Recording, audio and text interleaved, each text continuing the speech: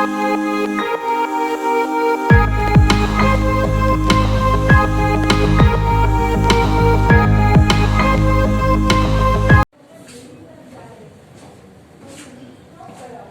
વિદ્યાર્થી મિત્રો, Saraswati group of education દ્વારા ચાલતા આ ઈ લર્નિંગ પ્રોગ્રામમાં હું બ્રિજેશ સાકરેચા ફરી એકવાર આપ સૌનું રંગારંગ સ્વાગત કરું છું.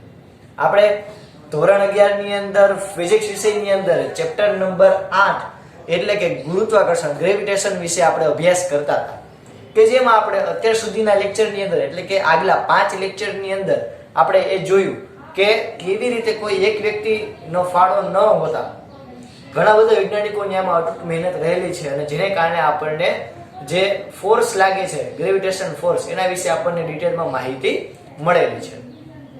આપણે જોયું કે કેપ્લરે એના પહેલા 3 નિયમ આપ્યા.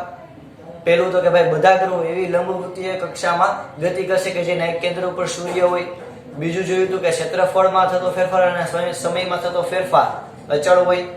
અને ત્રીજું આપણે જોયું હતું એના આવર્તકાળનું કે કોઈ પણ ગ્રહ હોય એ સૂર્યની આસપાસ ગતિ કરશે તેના આવર્તકાળનો વર્ગ એ તેના અર્ધદીર્ઘ અક્ષના ઘનના સમપ્રમાણમાં આવી છે. એટલે કે આપણે એવું જોયું હતું, એક આવું સેન્ટેન્સ જોયું હતું કે આવર્તકાળ t² ચલે છે એનો ક્યુબ એટલે તો કે અર્ધદીર્ઘ અક્ષ. આટલું ક્લિયર છોકરાઓ? ત્યારબાદ આપણે જોયું હતું કે ગુરુત્વાકર્ષણ બળ જે છે એના માટે પહેલા તો પ્રવેગ ઉપર મહત્વ કહી શકાય કે મહત્વની ગાણિતિક પ્રક્રિયાઓ કરેલી ન્યૂટને અને એના ઉપરથી આપણને એને કીધું કે વિશ્વમાં દરેક પદાર્થ છે એ બીજા પદાર્થ ઉપર બળ લગાડે છે, એ ડાયરેક્ટલી or ઇનડાયરેક્ટલી. એટલે કે કોઈ મોટો પદાર્થ હોય જેમ એનું દળ વધારે છે એમ એની આકર્ષવાની શક્તિ વધારે છે. તો બે પદાર્થો વચ્ચે લાગતા આ આકર્ષી પ્રકારના બળને આપણે નામે પૂછું ગુરુત્વાકર્ષણ બળ. તો આ જે ગુરુત્વાકર્ષણ બળ છે એ કોઈ પણ પદાર્થ હોય, કોઈ બે પદાર્થ હોય એના દળના ગુણાકારના સમપ્રમાણમાં અને તેમની વચ્ચેના અંતરના વર્ગના વ્યસ્ત પ્રમાણમાં. ઓકે, આનો આપણે કોમ્બિનેશન કરીએ, buy one get one free combo કરીએ તો G ગ્રેવિટેશનલ ફોર્સ છે. ઓકે, તો Fg G m/d² અથવા તો r² તમે કોઈ પણ કહી શકો. તો આપણે આ સૂત્ર છે એટલે જોયું હતું કે કોઈ પણ બે પદાર્થો વચ્ચે લાગતું ગુરુત્વાકર્ષણ બળ છે એ આટલું હશે કે જ્યાં g એટલે આપણે નામે પૂછું ગુરુત્વાકર્ષણનો સાર્વત્રિક અચળાંક. ગુરુત્વાકર્ષણનો સાર્વત્રિક અચળાંક. હવે સાર્વત્રિક એનો મીનિંગ શું છોકરાઓ? તો કે ભાઈ એ અહીંયા વિશ્વમાં જ નહીં પણ પૂરા બ્રહ્માંડમાં આની વેલ્યુ અચળ હશે, કોન્સ્ટન્ટ હશે. એટલે કે આની વેલ્યુ ક્યારેય બદલશે નહીં એવો આ એક અચળાંક છે, એવો આ એક કોન્સ્ટન્ટ છે. ઓકે, તો આ કેવી રીતે આવ્યું આપણે આજે એ સમજવાના છીએ. એટલે કે આજનો આપણો ટોપિક જ ઈ છે ગુરુત્વાકર્ષણનો સાર્વત્રિક અચળાંક. આપણે આજે ગુરુત્વાકર્ષણના સાર્વત્રિક અચળાંક વિશે ડિટેલમાં માહિતી મેળવવાની છે કે ભાઈ આનું મૂલ્ય આપણને કેવી રીતે મળ્યું. કારણ કે આપણને ત્યારે પ્રશ્ન થાય કે આ હારું બહુ વિચિત્ર કહેવાય કે એક તો આ અચળાંક છે એટલે આનું મૂલ્ય કોઈ દી બદલે નહીં. બીજું કે વિશ્વમાં જ નહીં પણ તમે બ્રહ્માંડમાં ગમે ત્યાં જાઓ, કોઈ પણ જગ્યાએ બ્રહ્માંડમાં પૂરેપૂરા ત્યાં આ ગુરુત્વાકર્ષણના સાર્વત્રિક અચળાંકનું મૂલ્ય અચળ જ રહે, એટલે કે એટલું જ રહે. ફોર એક્ઝામ્પલ પૃથ્વીમાં આટલું છે, આપણે g બરાબર આપણે શું લે બધા દાખલામાં 6.67 એને ગુણ્યા 10⁻11. ઓકે, આપણે આટલું લઈએ newton meter square upon kilogram નો સ્ક્વેર.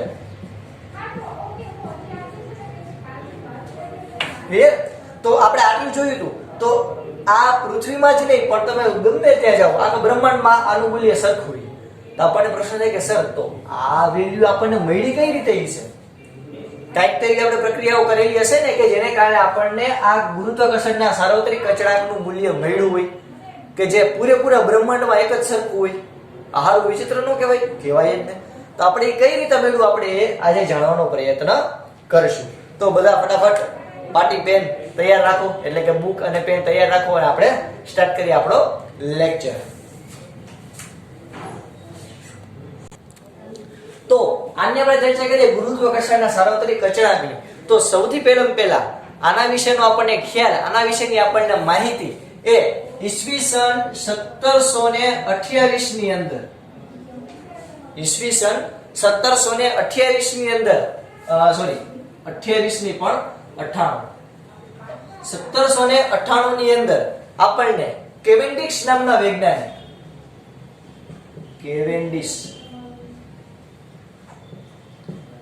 વૈજ્ઞાનિકે આપણને આનો ખ્યાલ આપ્યો, એટલે કે આની આપણને માહિતી આપી, આની આપણને પેલી સમજૂતી એ 1798 ની અંદર કેવેન્ડિશ નામના વૈજ્ઞાનિકે આપણને આપી. એને આપણને g નું મૂલ્ય સૌથી પહેલા એને આપ્યું.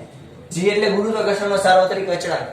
g નું મૂલ્ય સૌથી પહેલા કેને આપ્યું છોકરાઓ? તો કે ભાઈ 1798 ની અંદર કેવેન્ડિશ નામના સાયન્ટિસ્ટ, કેવેન્ડિશ નામના વૈજ્ઞાનિકે. એને કઈ રીતે કર્યું? આપણે એને એક્સપેરિમેન્ટ જોશી, કેવેન્ડિશ નો એક્સપેરિમેન્ટ. ઓકે, તો એને શું કર્યું? તો કે ભાઈ એને સૌથી પહેલા એક સ્થિર આધાર હોય, એક જળ આધાર હોય, એક મજબૂત આધાર હોય. એ મજબૂત આધાર હોય એમાં એક દોરી લટકાવી. આ જે દોરી જે છે તેને ધાતુના સળિયા જે છે એની સાથે આવી રીતે લટકાવેલું. આ છે આપણો ધાતુનો સળિયો. શું છે આ ધાતુનો સળિયો? ઓકે, આપણે આવી રીતે કઈક રચના દેખાડીએ કારણ કે રિયલ લાગે.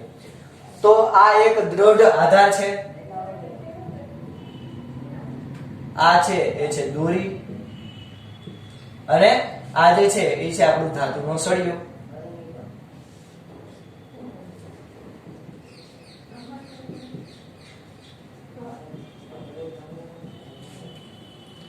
હવે એને શું કર્યું? તો કે ભાઈ આ જે ધાતુનો સળિયો તમને દેખાય, આ ધાતુના સળિયાની છેડે અહીંયા બે નાના ગોળા લીધા.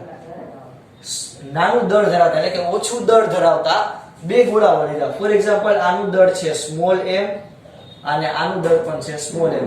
બે સરખા દળ અને ઓછું દળ ધરાવતા બે જે ગોળાઓ છે એને સાઈડમાં રાખ્યા, એટલે કે એના છેડા ઉપર અંકિત કરી દીધા. હવે જોજો ધ્યાનથી શું થાય. તો કે હવે એની બાજુમાં, એની એકદમ લંબમાં, એટલે કે આની એકદમ આગળ આયા બહુ મોટું દળ ધરાવતા બે ગોળાઓ રાખ્યા. એક આયા એટલે કે એક આલીપા અને એક આયા માલીપા. આલીપા અને માલીપા બે બાજુ બે ગોળાઓ રાખે. ઓકે, તો આ બંને ગોળાઓ જે રાખેલા છે, હવે આનું દળ છે એ છે કેપિટલ M. બહુ મોટું દળ છે છોકરાઓ. આનું દળ છે કેપિટલ M, આનું દળ છે સ્મોલ m. સેમ એવી જ પોઝિશન આ લાગુ પડે. તો આ વધુ દળ ધરાવતો પદાર્થ છે, આ ઓછું દળ ધરાવતો પદાર્થ છે. તો આપણને ખબર છે કે વધુ દળ ધરાવતો પદાર્થ છે એ ગુરુત્વાકર્ષણ બળને કારણે એ કોઈ પદાર્થને પોતાની તરફ ખેંચે. નાના હલકા દળ ધરાવતા પદાર્થને પોતાની તરફ ખેંચે. આ જો પોતાની તરફ ખેંચે. ઓકે, તો આ જે સળિયો છે એ આ બાજુ મૂવમેન્ટ થશે. કઈ બાજુ? તો કે સળિયાની મૂવમેન્ટ જે છે એ આ બાજુ થશે. આ બાજુ સળિયામાં આવશે. તો અહીંયા આ બાજુ આવશે, તો આ આકૃતિમાં આ બાજુ જશે, એટલે કે આમ વિરુદ્ધ દિશામાં આમ થશે. ઓકે, તમે મસ્ત મજાનું જોઈ શકશો. તો આવી રીતે મૂવમેન્ટ થઈ. હવે જેવું આવી રીતે આ મૂવમેન્ટ થશે એટલે આમાં એક વળ ચડશે, આમાં એક આમ આટો ચડશે. હવે એ આટાને દૂર કરવા માટે ફરી પાછું વળ ખુલે એટલે ફરી પાછું પોતાના મૂળ પોઝિશન ઉપર આવે. તો આ વળ ચડે એટલે શું ઉત્પન્ન થાય? પુનઃસ્થાપક ટોર્ક. હું તમને એક એક્સપેરિમેન્ટ દ્વારા સમજાવું. જો અહીંયા મારી પાસે એક આ પેન છે અને આ એક રબર છે. ઓકે, એટલે આપણે દોરીની જગ્યાએ એક રબર રાખેલું છે અને આ આપણો દ્રઢ આધાર, આપણો એક આ મસ્ત મજાનો દ્રઢ આધાર છે. હવે તમે ધ્યાનથી જોશો તો જો આ અત્યારે આવી રીતે સ્થિર પડેલી છે પોતાના સ્થાન ઉપર. હું ભલે ઘુમેડો મારતી પણ તેના ઓમ જો અહીંયા આપણે રાખી દીધી. હવે તો કે જો હું જેવું આને વળ ચડાવીશ, અત્યારના જો આવી રીતે આમ હોય, જેવું આને આમ વળ ચડાવીશ તો જો ધ્યાનથી આ જેવું આ મુવમેન્ટ પામશે. આપણે આકૃતિ મુજબ આ આગળની બાજુ આ છેડો અને આ છેડો પાછળની બાજુ જશે. તો જો જ્યારે આ પેન છે એમાં હું આને આગળની બાજુ, આ છેડાને હું આગળની બાજુ રાખું તો બીજો છેડો પાછળની બાજુ જશે. તો એક વળ ચડ્યું. હવે જો આને મૂકી દઈશ તો જો પાછું વિરુદ્ધ દિશામાં ગતિ કરશે. જોજો ધ્યાનથી. જો આ વળ ચડાવું છું, આને હું વળ ચડાવ્યું કહેવાય. જેવું જો હું આમ કરીશ, જો પાછે પોતે જો પુનઃસ્થાપક ટોર્કને કારણે એ પાછી પોતે મૂળ પોઝિશન ઉપર આવવાની ટ્રાય કરશે. તો તમે જ્યારે કોઈ પદાર્થ હોય એને આગળની બાજુ ખેંચો તો એમાં એક વળ ચડે, એમાં એક આટી ચડે. તમે ઘણી વાર એવું જોયું છે દોરડું વીંટતા હોય ત્યારે અને પછી જેવું તમે મૂકી દો, આધાર મૂકી દો એટલે એ પોતે કહેવાય કે ફરી પાછું આધાર આમાં તો દોરી ચડાવેલી ચાલે, પણ આપણે જેવું ફોર્સ લગાડવાનું મૂકી દઈએ એટલે એ પાછું પોતે આટા ખુલવા માંડે, તો એને કહેવાય પુનઃસ્થાપક ટોર્ક. તો આવી રચનાને કારણે આવા એક્સપેરિમેન્ટ દ્વારા એને આપણને જીનું મૂલ્ય આપ્યું. બીજો પ્રશ્ન છે સાહેબ, આમાં શું આમાં જીનું મૂલ્ય કેવી રીતે આપ્યું છે? આ તો ખાલી આવી રીતે સળિયો આમ હતો, પુનઃસ્થાપક પેલા તો ટોર્ક લાગવાને કારણે એ આવી રીતે મુવમેન્ટ પામ્યો, આમ આગળ ગયો, તો દોરીમાં એક વળ ચડ્યું, તો એને કારણે પુનઃસ્થાપક ટોર્ક આવ્યો એટલે પાછો આવ્યો. તો આમ આગળ પાછળ એટલે કે વળ ચડે અને ઉતરે, તો એમાં સર તમે જીનું મૂલ્ય કઈ રીતે આપીશું? અરે ભાઈ થાંભા, આપણે જોઈ કે કેવી રીતે એને જીનું મૂલ્ય આપેલું. તો તમને આ ક્વેશ્ચન પૂછે તો આપણે થોડીક થિયરી મુજબ આપણે થોડુંક લખી નાખીએ કેવી રીતે આપણે એનું વર્ણન કરી શકશું. તો અહીંયા એક સ્થિર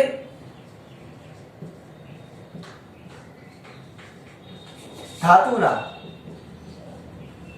દ્રઢ આધાર સાથે અથવા તો મજબૂત આધાર સાથે એક સ્થિર ધાતુના મજબૂત અથવા તો દ્રઢ આધાર સાથે એક ધાતુના લાંબા સળિયાને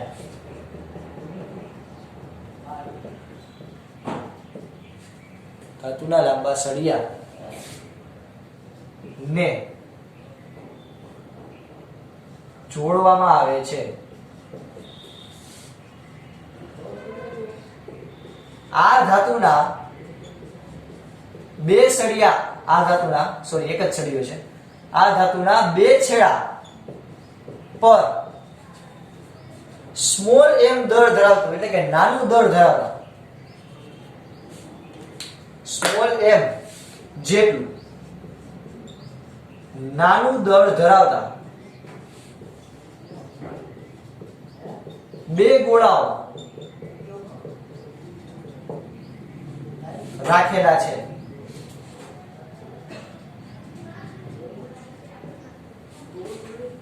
ક્લિયર? ઓકે. ત્યાર પછી આગળ આપણે શું વર્ણન કરી શકીએ? તો કે આ જે નાના ગોળાઓ રાખેલા છે, બરોબર, આ જે શીશાના નાના ગોળાઓ, હવે એની બાજુમાં શીશો એટલે ઓલો શીશો નહીં, પ્લાસ્ટિકના શીશાની વાત નથી, ધાતુની વાત થઈ છે. પેલા આટલું ક્લિયર થયું છોકરાઓ? ઓકે. અને આપણે મસ્ત મજાનું પેલા તો પોઈન્ટ પાડી દઈએ.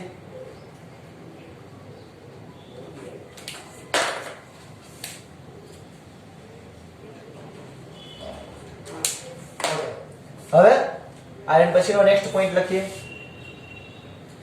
કે આ જે શીશાના, હવે આપણે શું છે તો કે શીશાના બે મોટા અથવા તો શીશાના બે કેપિટલ એમ દળ ધરાવતા, કેપિટલ એમ દળ ધરાવતા બે ગોળાઓને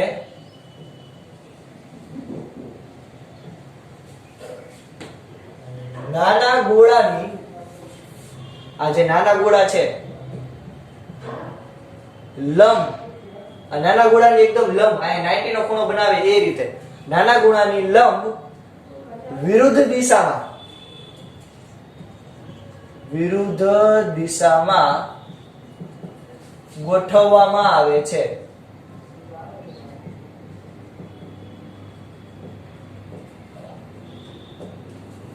ઓકે, તો આપણે આવી રીતે ગોઠવા. તો આને કારણે પ્રોસેસ શું થશે તો કે ભાઈ મોટા ગોળા વડે નાના ગોળા ઉપર ગુરુત્વાકર્ષણ બળ લાગશે. તો આપણે લખશું વળી પાછો બીજો પોઈન્ટ કે જેથી મોટા ગોળા વડે નાના ગોળા પર શું લાગશે છોકરાઓ? તો કે ભાઈ ગુરુત્વાકર્ષણ બળ લાગશે. ગુરુત્વાકર્ષણ બળ લાગશે. આ ગુરુત્વાકર્ષણ બળ લાગવાને કારણે એ શું થશે તો કે ભાઈ સ્થાનાંતર પામશે. હવે આ ગુરુત્વાકર્ષણ બળ જે છે એ લાગશે કઈ દિશામાં લાગશે તો કે ભાઈ સમાન મૂલ્યનું, અહીંયા જેટલું લાગશે એટલું જ અહીંયા લાગશે અને વિરુદ્ધ દિશામાં. હવે તમે ટોપ વ્યૂ જો ને તો આવી રીતે થાય. આ ધાતુનો સળિયો, આ એની છેડે બે લટકાવેલા ગોળાઓ, અને આ જે ગોળો છે એનું અહીંયા નામ આપું, આ છે કેપિટલ એમ, આ 1 કહો અને 2 કહો. આ પણ 2 થઈ જશે, આ પણ 1 થઈ જશે. તો આ m1 આ બાજુ આવે એને કહું m2, આને હું કહું સ્મોલ m2, આને હું કહું સ્મોલ m2. ઓકે, તો આનો ટોપ વ્યૂ છે તો આવી રીતે થાય. તો આવી રીતે ટોપ વ્યૂ થશે. તો આ જે મોટા ગોળા પર નાના ગોળા પર ગુરુત્વાકર્ષણ બળ લાગશે, આ મોટા ગોળો જે છે નાના ગોળા પર ગુરુત્વાકર્ષણ બળ લાગશે, તો આમાં હું તમને એક આકૃતિ દોરીને સમજાવું. તો આ બાજુ ફોર્સ લગાડશે, ફોર એક્ઝામ્પલ એનું કહો F1, તો આ મોટો ગોળો આ બાજુ બળ લગાડશે, એને કહેવાય F2. આ બેયનું મૂલ્ય સરખું છે છોકરાઓ, પણ બે કેવા છે? વિરુદ્ધ દિશામાં. કેવા છે? વિરુદ્ધ દિશામાં. એટલે આપણે શું લખી શકશું? નાના ગોળા પર બળ લાગશે કે જે સમાન મૂલ્યનું અને વિરુદ્ધ દિશાનું હશે, અને વિરુદ્ધ દિશાનું હશે.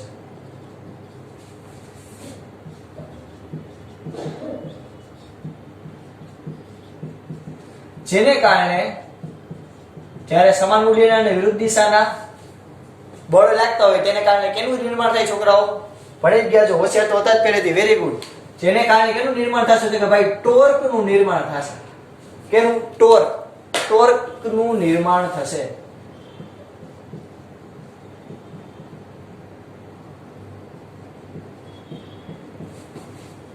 આટલું પહેલા ક્લિયર છે? ટોર્ક લાગશે. ઓકે, પોઈન્ટ પાડી દઈએ. ફરી પાછા રંગબેરંગી એટલે મજા આવે આપણને જોવાની પણ.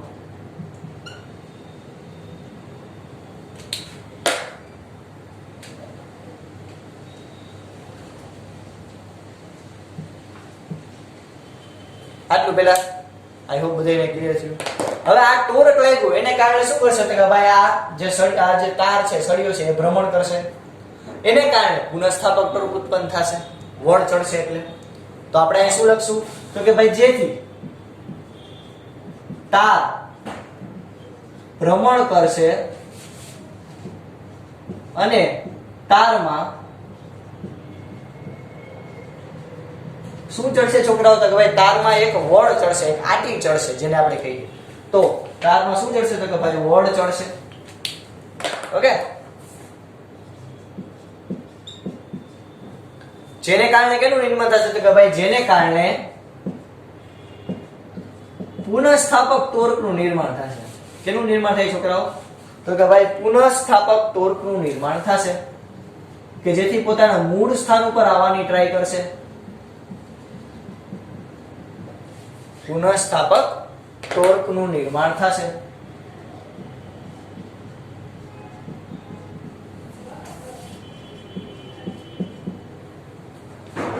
ક્લિયર થયા તો?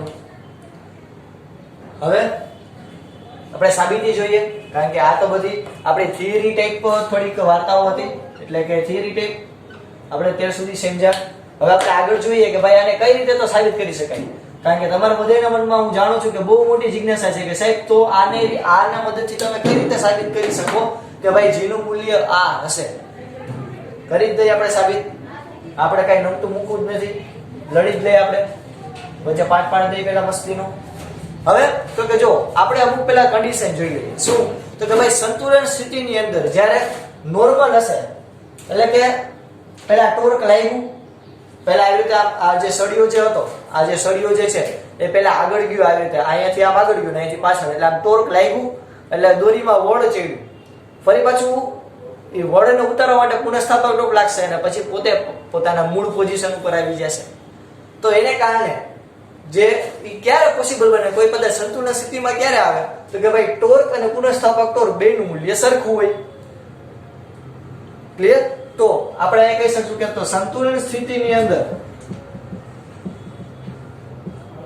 સંતુલન સ્થિતિમાં torque equal to T dash. T dash એટલે પુનઃસ્થાપક ટોર્ક, એટલે કે આપણે એમ અહીં લખી નાખીએ torque equal to T dash એટલે કે પુનઃસ્થાપક ટોર્ક.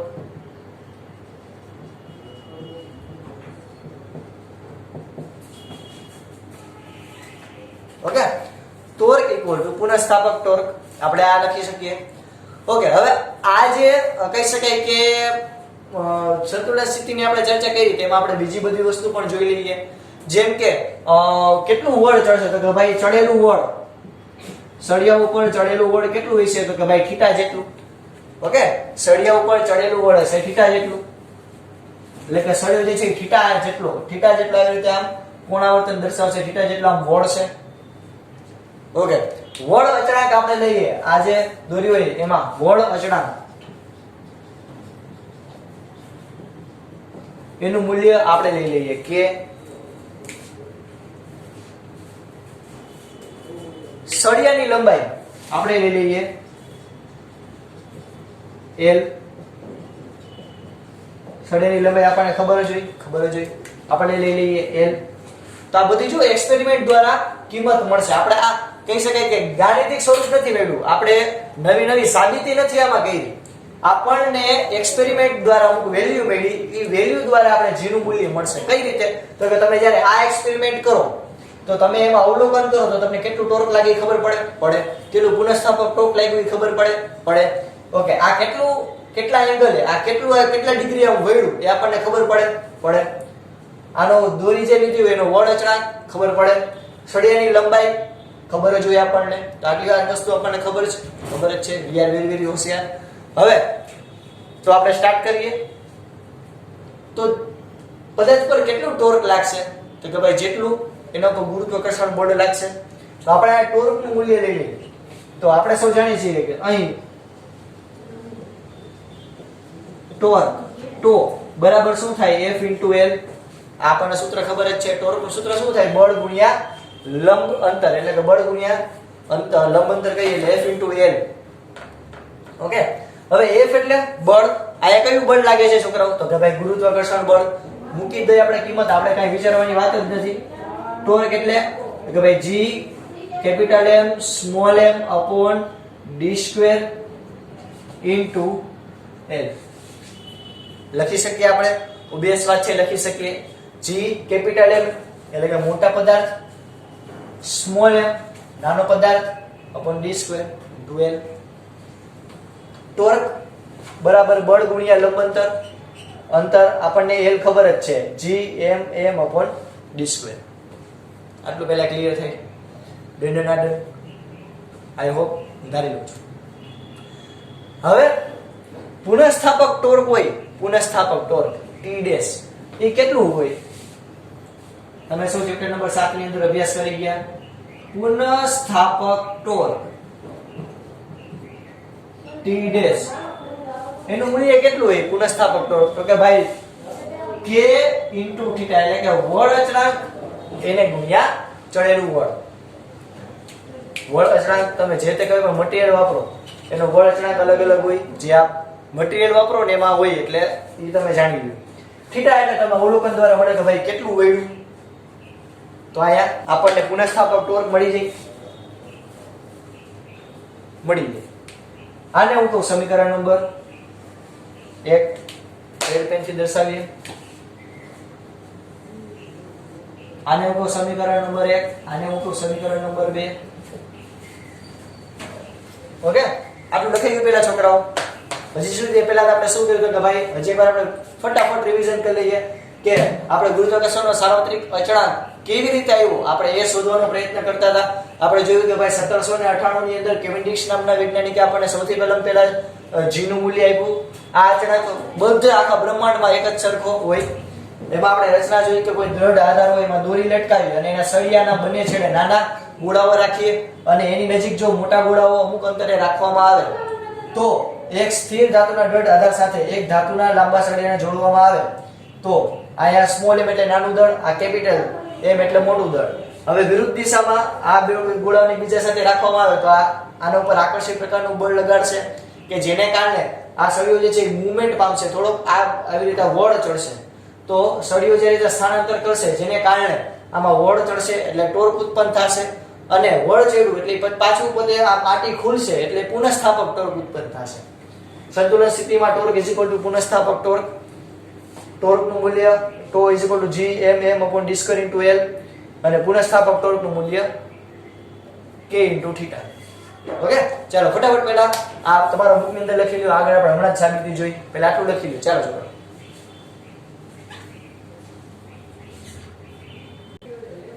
તો આપણને અહીંયા ટોર્ક મળી ગયું, પુનઃસ્થાપક ટોર્ક મળી ગયું. આપણે હમણાં જ ચર્ચા કરી કે ભાઈ સંતુલન સ્થિતિ હોય તેમાં ટોર્ક પુનઃસ્થાપક ટોર્ક હોય. તો આપણે અહીં લખીએ રંગારંગ કે સંતુલન સ્થિતિની અંદર, સંતુલન સ્થિતિમાં ટોર્ક ઇક્વલ ટુ પુનઃસ્થાપક ટોર્ક.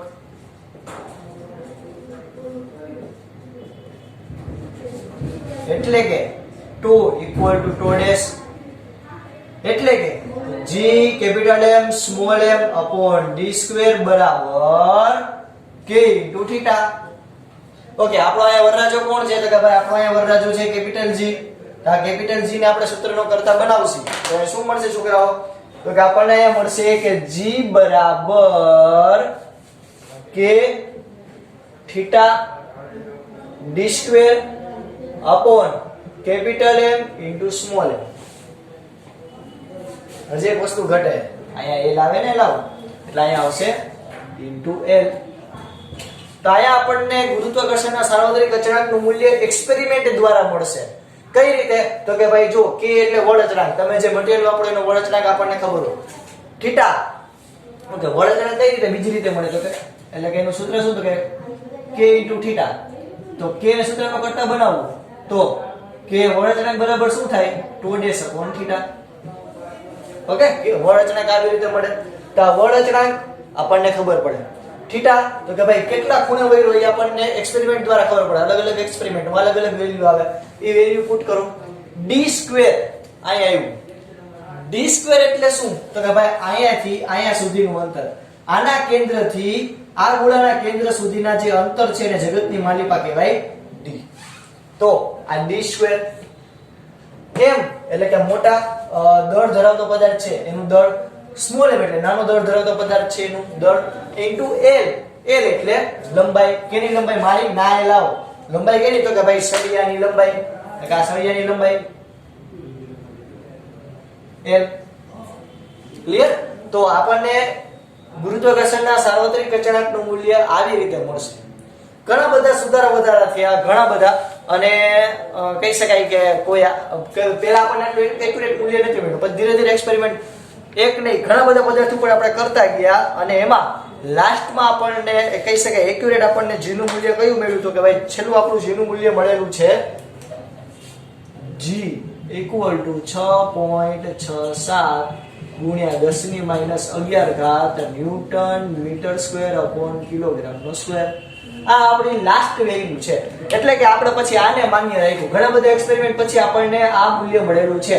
તો હવે તમને ખબર પડી કે ભાઈ આની સાબિતી નથી, પણ આ એક્સપેરિમેન્ટ દ્વારા મળેલી વેલ્યુ છે.